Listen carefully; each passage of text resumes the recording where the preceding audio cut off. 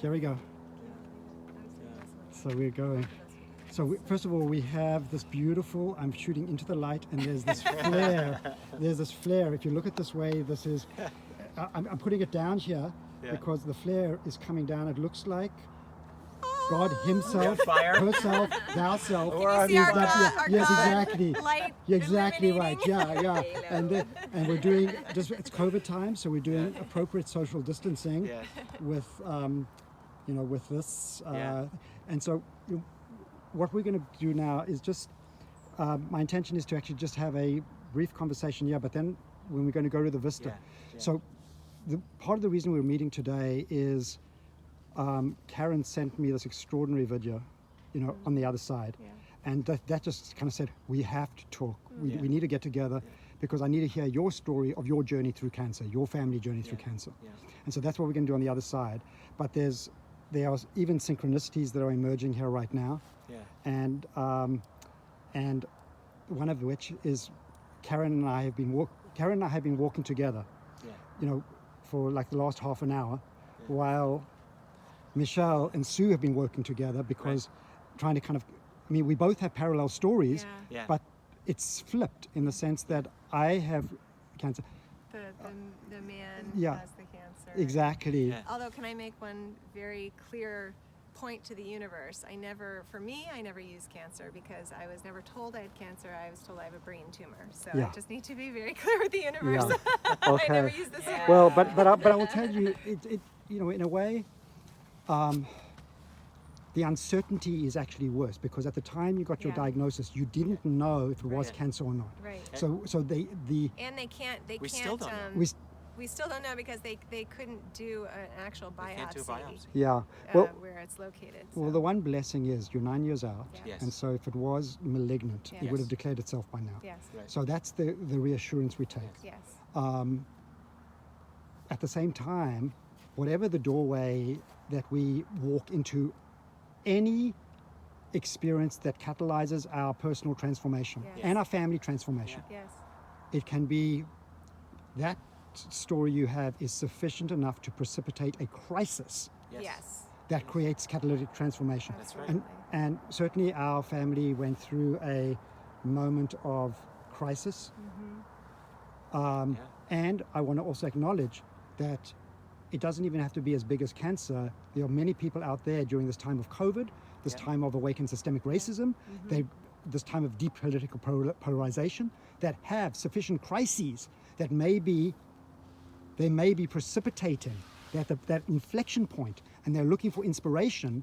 There's going to Isn't it Tony Robbins that says it's either inspiration or desperation? That's exactly right. I love it. And I would much rather have inspiration, but definitely my aha, turning point in life was desperation. Well, and the ability to make. Right, I'm mindful because your love box that you just saw in the previous video, I think the gifts that we both have is making glorious beauty out of suffering. And we have unique ways of doing this. For me, for you, it's the love box. For me, it's this for our family. Project. This project, our family project, is our commitment. It's the same work. And what I was saying to you before is that watching your videos has, I'm 9.5 years out from my diagnosis, and the first 5 years were really hell because it also caused trigeminal neuralgia, which is a whole other story. But once I got beyond that and started to live a more normal life out of pain and out of the fear, the anxiety, you start to get more normalized, and you can forget occasionally. There's definitely days where I remember beauty everywhere, and I'm so grateful to open my eyes and see this beautiful day. And then, 7 years out or whatever, there's days where I'm like, oh, another day, I've got stuff to do, and I fall back into my old life. And so watching your videos has really inspired in me and really touched me because it's reminding me of what is important, and it's bringing me back to those feelings that I was having in the earlier days of my diagnosis, and what is really important in life. And watching you wake up to those glorious sunrises, and you're so excited to get out of bed because you want to live that day. And now I'm waking up with that excitement, remembering, oh yes, that's what it feels like. I remember that feeling, and I want to live in that space because I want to feel the appreciation of every sunrise, and I want to feel the glorious lusciousness of being able to live on this planet and as a human being in this body right now, because some days, 9.5 years out, I do forget, and life gets in the way. So I want to just mention on that, because when we go to the other side, I want to ask you about your journey, and you've got these five principles that have guided you, that are the same principles that I'm talking about right now. Yes. And then you've got this beautiful appreciation of nugget. There's a golden nugget. I want to hear that story. Yes.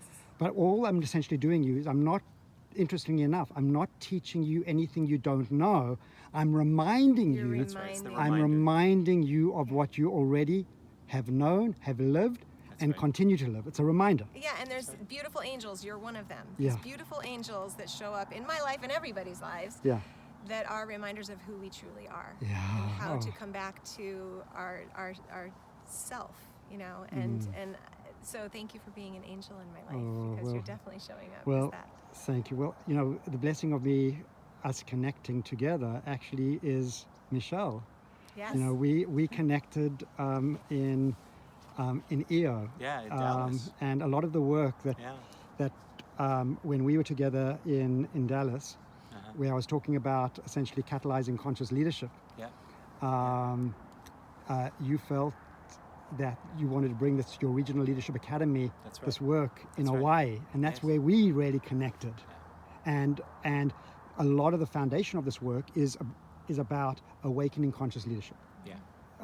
Michel, first of all, I just want to say I love you, my brother. I love you, and I felt this immediate connection with you the first time that I met you. I can't believe that it's been as short of a period as it has. That's unbelievable. Realistically, I feel like I've known you 20, 30 years. Yes, and I feel the same. There's a lot of synchronicity in the way that we think. I think I'd like to share that, at that talk where I spoke, I was sharing the 5 principles that we use to live our life, that we implemented after Karen's diagnosis, because I think that it lines up a lot with where you're at. So the first thing that we did is we kind of really did an analysis. Wait on these 5 principles. Oh, okay. Then you tell me. I want to gather that on the other side. Oh, okay. Okay. Perfect. So I want to create a segue, because that alone is just I want to transition at the backside to talking purely about your journey. All right. Talking purely about your journey. So we can wrap this up wherever you want right now, because I intend this to be a short video. Do you want to share about just to share. I can. Just to share also that experience that you curated with Chuck Bender. And with George Gann and with Warren Rustand was a magical experience. And we even kind of created like this a magical experience of paddling out. We did. Choppy waters. So we did this. Pulling on your strengths. Yeah. So here's what was amazing about, because I don't know if you want to mention anything about what the Regional Leadership Academy is and the EO, but the way you design the program, a lot of EO is about living from real world experience, and a lot of what I'm going through is we're living from real world experience. So you do these regional leadership academies in exotic locations. And including where you had gone to South Africa beforehand, and you had done an experience about going to Pollsmoor prison to actually feel what it's like to. So we're in Hawaii, and Michel says, well, could we, you have a day long to do this workshop, could we do an afternoon experience that really captures, and embraces the beauty of this island? So what we co-conceive with Chuck is we get 35 leaders onto paddle boards in this bay, where we paddle out together and we go through this appreciative inquiry, this exchange guided approach. And it was getting, you've seen kind of what the exchange process looks like in some of the earlier videos. But what we do is we paddle out, and I thought it was just going to be chaos. And everybody's got like a wristband, with their 3 questions on them. And the 3 questions are, and I'm thinking about how profound it is in this context. How profound it is in this context. first question was, where in your life have you paddled out in choppy water and come through stronger as a result? Yeah. You've broken through the choppy water. You've come through stronger as a result. And I'm very mindful that we've all been on our Choppy stories, water. choppy water. Our right. cancers have been our choppy water. Our choppy water, hey, Susie? So we've been in choppy water. We've broken through. Yeah. And then we said, as you've come through stronger as a result, what does that clarify for you as being your greatest gifts, superpowers, strengths? Yeah. I mean, superpowers. Yeah. Yeah. Yeah. And so I think, Karen, we were taking this walk over here. Karen and I have very similar superpowers. We have the ability to make glorious beauty out of suffering, to create, to actually, and give it away in service of elevating others in the world. Would you say that? Yes, I would. That's what you've just seen. I'm standing in it. Standing I'm loud standing and in my proud. greatness. Okay, standing in loud and proud. Loud and, because and proud.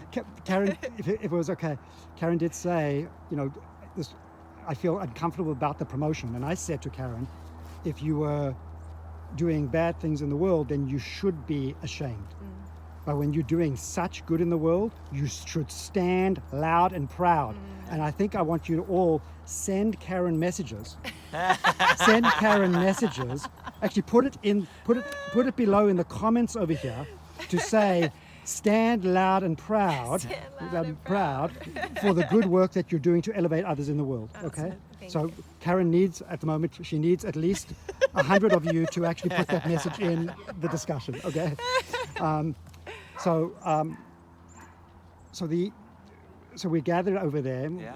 talking about our strengths, and then we're talking about, you know, how does that lead into, you know, the future? What do you want to manifest in the world as a product of that?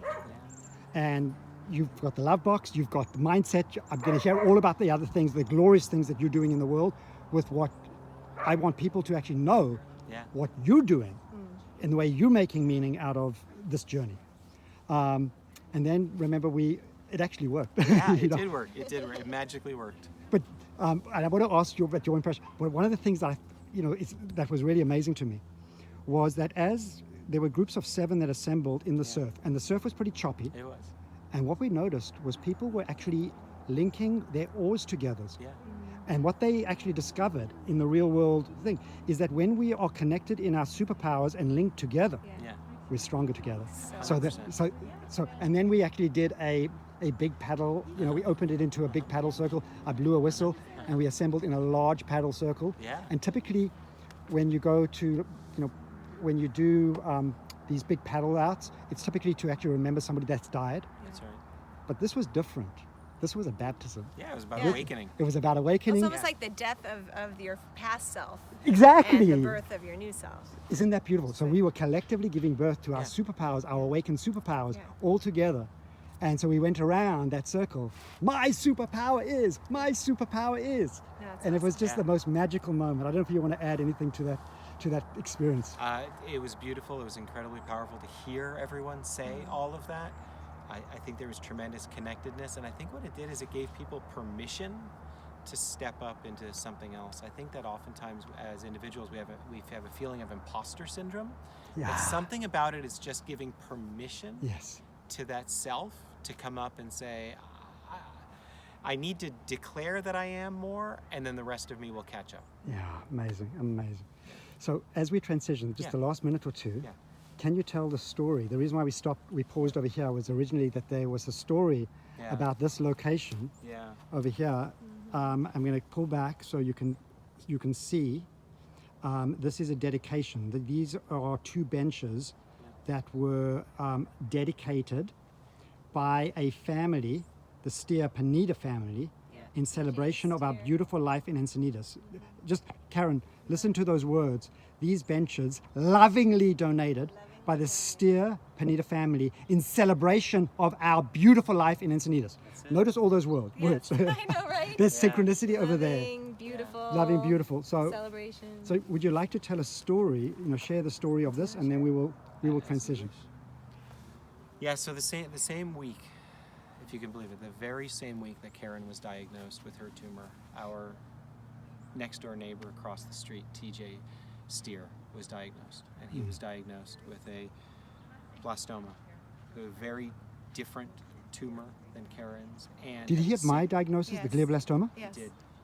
He had the worst. I was diagnosed with a meningioma, Wow. which is Yeah. the better Yeah, tumor to be diagnosed with. yeah. And at first, his wife was like, "That's not fun." When I said I have one too, and she was like, "Oh, that's not funny." I'm like, "I'm not joking." And so we went through a journey together, our two families, and I'd love to introduce you to Barb because Yeah. I think you guys could be really good support for each other. But and it was beautiful, and they lived. He was so joyous. It was Yeah. it was beautiful to watch him. Yeah. He would tell us stories of going into surgery, and he'd be singing at the top of his lungs, "Always look on the bright side of life." Oh, amazing, amazing. So he would like literally Yeah. roll into surgery Yeah. singing that, and just such a beautiful man. 4 young children, and they're amazing. The family's amazing. And then well, she would have to tell her own story, Yeah. but yeah, Yeah. but they We'll introduce you to Barb. yeah, and they Barb dedicated this to him and their family, and this beautiful path that is just down the hill. But the from whole our- path. Well, not the whole path, Right. but this To put was it- just, it's such a Yeah. special place for our neighborhood, Yeah. this path, and people come from all over to walk it, and we're so blessed to live right here. Yeah. So this is a special place for me, and as well. And, Wow. and just going on that journey with TJ. Well, You know, the reality is, and I know you want to wrap this up, but the reality is we don't know how much time we have. yeah. And I know that you are in a sense of Urgency. time is short and urgency. But the reality, Daniel, is every single person listening to this video should have the same level of Yeah, urgency. yeah. That's the biggest wake-up call Yeah. for me, and I'll leave it at that because, you know, We could be by- in a car accident tomorrow. by the virtue of being born, we've been given a death sentence, Yeah, right? No one yeah. gets out of here alive. So why are we thinking that we have more time than we do? Yeah, why wait? Why wait? And that's always a sense of place, Yeah. a sense of place. And I just want you to kind of have this sense of place in this moment of now. We're over here in Encinitas. We're in the synchronicity of our combined stories. And we're in the, you know, if you want to join us in whatever challenges you're having, you could actually, we can broaden the field of space. And we want to invite you in this beautiful place to reflect on your life now in terms of what both Michel and Karen have shared so far, because you're about to hear something even more extraordinary next. You think that was amazing? You will hear about their story, about how they've made glorious meaning of their journey. And just to give you a sense of space, this is the path that we've just kind of walked on, and as you wrap around at the end of the path, it opens up to an ocean view. So that's the ocean. Oh, there it is. There's the ocean. And what we're going to do is we're now going to actually move, and we're going to go over this other side, and we're going to look over towards the east Yeah. and set up now for our next discussion.